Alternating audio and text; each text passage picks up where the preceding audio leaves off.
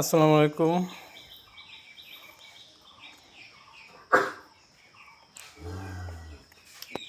আজ সকালবেলা গরুর দুধ দোয়ানোর দেরি হওয়ার কারণে গরুর দুধ পুরে ভাসে গেছে।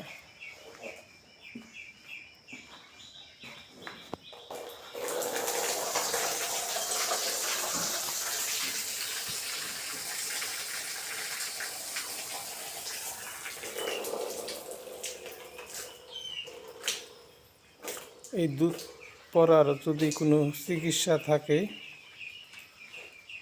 আমাকে কমেন্টে জানাবেন, উপকার হবে। আমি জানি না আসলে কোনো ওষুধ আছে কিনা যে খাওয়াইলে দুধ পড়াটা বন্ধ হয়ে যাবে। ধন্যবাদ আপনাদেরকে, পাশে থাকবেন, পরামর্শ দেবেন।